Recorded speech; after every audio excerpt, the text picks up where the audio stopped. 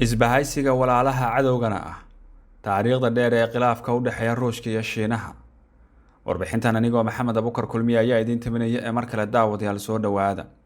Ka hor duulaankii Ruushka ee Ukraine, madaxweynaha Shiinaha Xi Jinping waxay u badan tahay in uu ka fikirayo faa'iidooyinka xiriirka dhow ee uu la leeyahay madaxweynaha Ruushka Vladimir Putin. Waqtigaasi dhigiisa Ruushka waxa uu diiradda saaray xakameynta awoodda Mareykanka.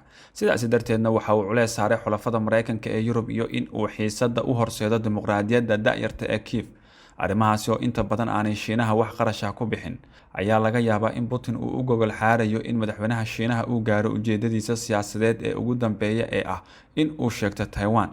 Si kastaba ha ahaatee, khatarta iskaashiga Shiinaha iyo Ruushka ayaa soo shaacbaxday tan iyo markii uu dagaalka qarxay. Shabakadda xulafada Mareykanku waxay si wadajir ah ugu soo rogeen cunaqabateyn ba'an Ruushka, iyo waxa Beijing ay isku dayday in ay sameyso waa waxa ay weligeed sameyn jirtay oo ah in ay dhinac walba ka ciyaarto oo ay iska dhigto dhexdhexaad, laakiin waxay isku aragtay in ay ka fog tahay quwadaha waaweyn ee adduunka. Balse iska horimaadyada Shiinaha yaanay noqonin wax lala yaabo.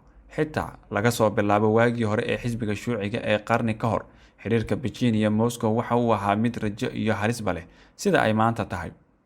Wanaajinta xiriirka Shiinaha iyo Ruushka ayaa khubarada ammaanka ee Washington walaac ku abuuray in Mareykanka uu u baahan doono in uu la tartamo isbahaysi dambiyeedka ah ee labada dowladood ee ugu awoodda badan adduunka, kuwaas oo u helan inay dib u qaabeeyaan nidaamka caalamiga ah iyaga oo raalli ka ah. Waxaa laga yaabaa in waajibaadkooda ay ka dhigan tahay caqabad istiraatiijiyadeed oo weyn. In lala kulmo qof ka soo horjeeda mid kale way ku adag tahay, laakiin sida duulaanka Putin ee Ukraine uu si naxdin leh u muujinayo, in badan ama ka yar oo la isku duba riday oo weerar lagu qaaday quwadda caalamiga ah ee Mareykanka ayaa laga yaabaa inay kasii adag tahay. Haddaba Beijing iyo Moscow ayaa laga yaabaa in midba midka kale uu ka caawiyo inay ka baxsadaan cunaqabateynta Mareykanka, oo sidaasi awgeed Washington laga qaado saameynteeda. Fursadaha lidka ku ah Mareykanka diidka halkan waa kuwo aan dhammaad lahayn. Laakiin isbahaysiga Shiinaha iyo Ruushka weligood ma ahayn xeer la isku halleyn karo. Shiinaha iyo Ruushka ayaa lumiyay fursado ay ku midoobi lahaayeen si ay uga hortagaan Mareykanka dagaalkii qaboobaa, iyada oo halgan fikradeed iyo sidoo kale xifaaltan shakhsiyadeed uu horseeday inay isburiyaan. Maantana sidoo kale danaha Ruushka iyo Shiinaha ma iswaafaqaan. Dhab ahaantii waxay u badan tahay inay labadooduba u socdaan mustaqbal kale.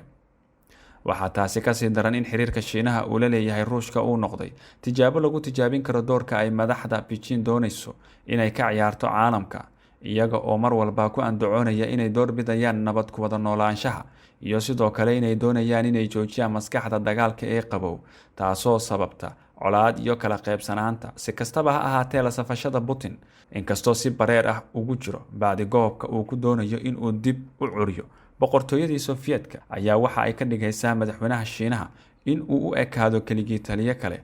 Balse su-aasha maanta taagan ayaa ah sida Beijing u maamusho xiriirka ay la leedahay Moscow, taasoo ka caawin doonta inay qeexdo xaaladeeda inay tahay awood weyn. Shiinaha oo u dhexeeya Washington iyo Moscow, booska uu Shiinaha ku leeyahay caalamka 10kii sano ee u dambeeyay waxaa si weyn u go'aamiyay xiriirka uu la leeyahay Mareykanka. Balse Ruushka ayaa dhinacyo badan oo muhiim u ah doorka uu ku leeyahay hanaanka Shiinaha casriga ah. Wanaag iyo xumaanba xiriirka u dhexeeya labada maamul ee Shuuciga ah ayaa ahaa mid aad u xuntan iyo markii la aasaasay, gaar ahaan tan iyo markii uu fuulay xukunka Mao Zedong bishii Diseembar 1949, taas oo ah 2 bilood kadib markii uu aasaasay Jamhuuriyadda Dadka ee raacay dagaalkii sokeeye ee Shiinaha. Wuxuu fuulay baabuur tareen gaashaaman si uu ula kulmo Joseph Stalin ee Ruushka. Mao waxa uu yimid isaga oo ka baryaya gargaar. Waxa uu faqri ku noqday ka faa'iidaysiga dunida Shuuciga ah ee aan la qiyaasi karin.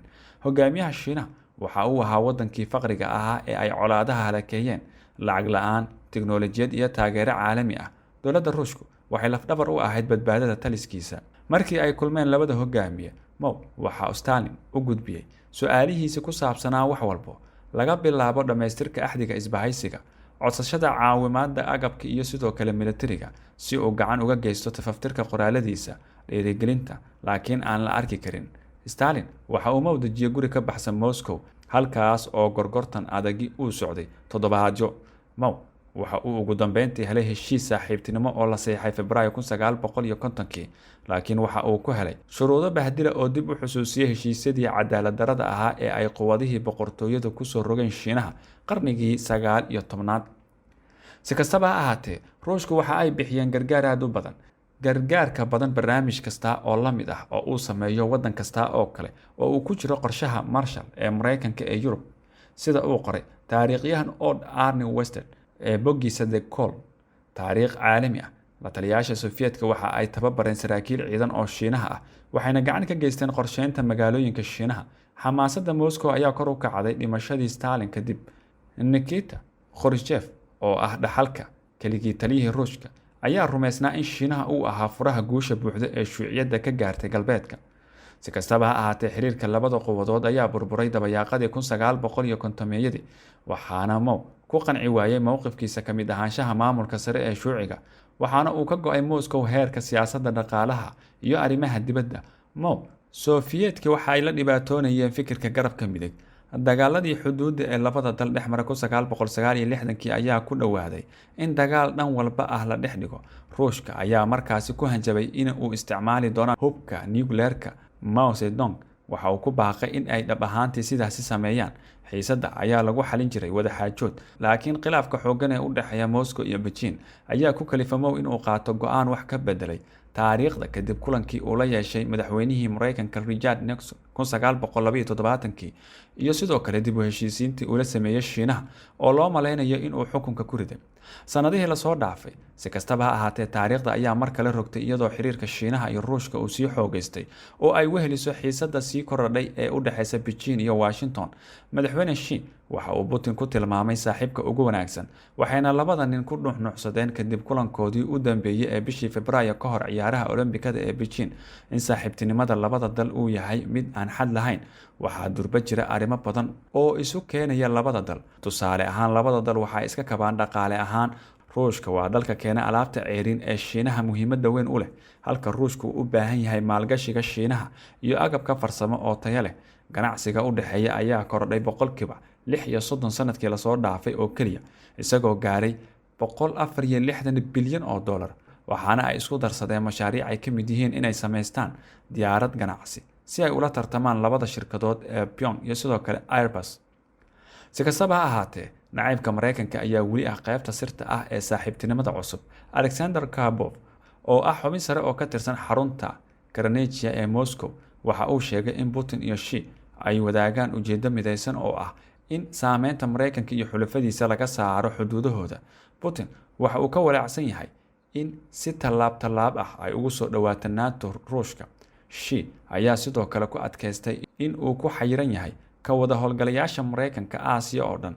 haddaba dadaalkan loogu jiro dib u qaabeynta khariirada istiraatiijiyadeed ee caalamiga ah, dadaalka wadajirka ah ee lagu kordhinayo cadaadiska Mareykanka ee Yurub iyo Aasiya, waxaa laga yaabaa in ay xakameeyaan dadaalka Washington oo ay kor u qaadaan shakiga ku saabsan ballanqaadyada caalamiga ah ee Mareykanka.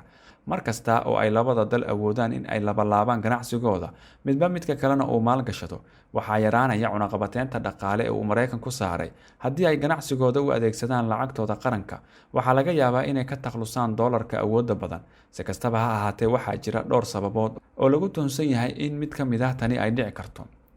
khilaafka u dhexeeya Ruushka iyo Shiinaha waxaa kasii daran oo kasii muhiimsan in labada dal ay u socdaan jihooyin iska soo horjeeda, maadaama Putin uu ku fadhiyo carshiga maamul daxalaystay oo aan lahayn tamar dhaqaale oo loo baahan yahay in la ilaaliyo saameynteeda siyaasadeed. sidaasi awgeed, waxa uu naftiisa u qaadi karaa hawsha ah in uu gantaal ku tuuro nidaamka adduunka ee uu hogaamiyo Mareykanka. taasu beddelkeeda, Shiinaha wuxuu isu arkaa inuu yahay awood kor u kacaysa, koritaankiisuna hadda waxa uu ku xiran yahay ugu yaraan nidaamka adduunka laftiisa. sida Putin oo kale, Xi waxa uu rabaa in uu nidaamkaasi rogo, balse aad uma adkeysan karo qalalaasaha jira. dhaqaalaha Shiinaha waxa uu aad ugu xiran yahay caalamka intiisa kale, taas oo keenta in qalalaaso kasta oo uu sameeyo madaxweyne Xi ay dib ugu soo laaban karto isaga. Shiinaha waxa ay rabaan inay ka faa'iidaystaan inta ay awoodaan in ay ka qayb qaataan dhaqaalaha adduunka iyo silsiladaha sahayda, ayuu yiri Kabov, isaga oo raaciyay. sharaxaadda waxa ay quwadda sare dhab ahaantii uga dhigan tahay Shiinaha waa mid dhab ah, taasoo ka fog cadiifad iyo sidoo kale riyo aad u dheer mustaqbalka foga marka loo eego dareenka Putin ee ah in uu xukumo Ukraine.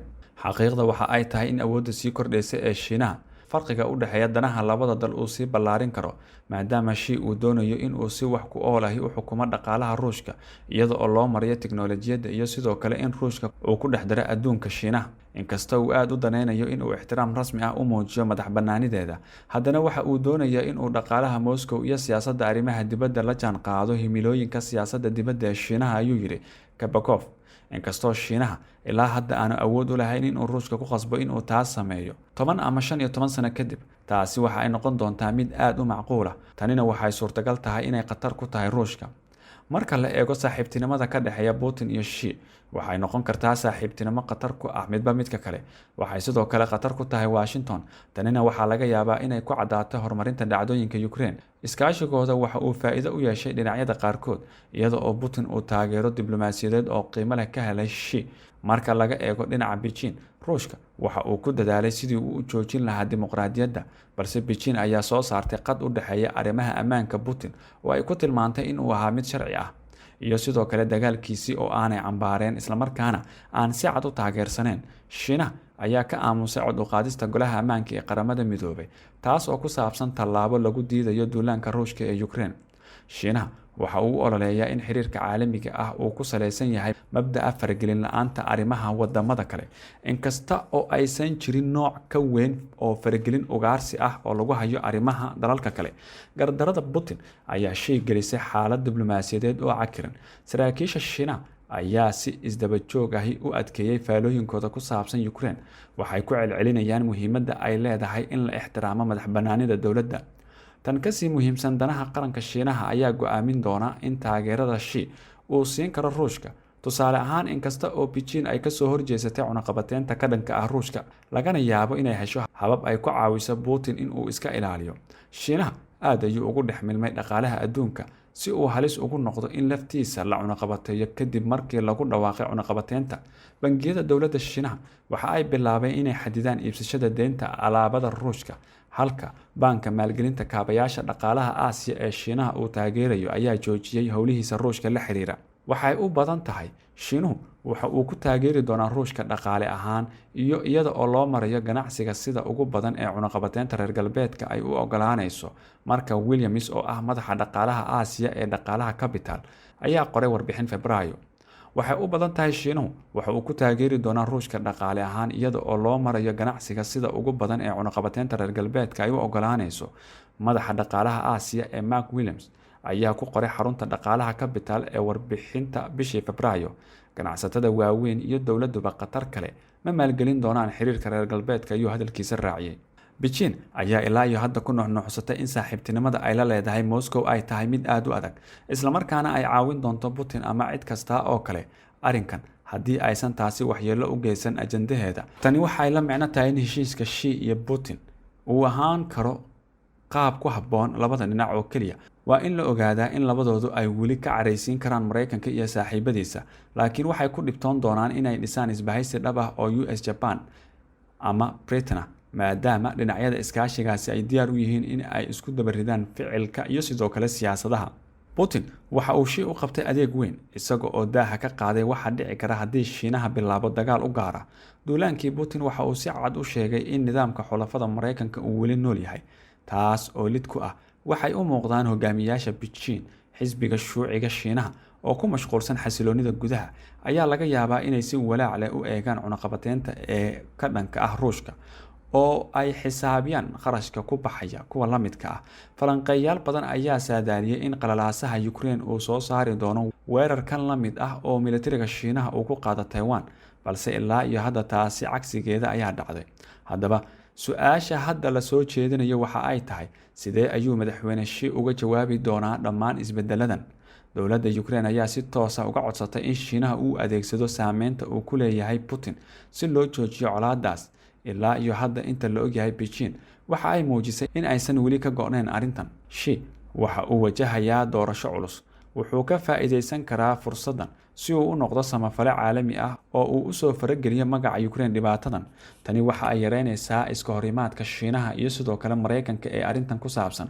Sidaasi daraaddeedna waxa uu dowladdiisa ka dhigi karaa mid waxtar u leh arrimaha caalamiga ah, ama waxa uu sidoo kale ku sii jiri karaa booska uu hadda taagan yahay ee u janjeera Putin isaga oo raacaya ujeedkiisa fog ee ah inuu wiiqo awoodda Mareykanka.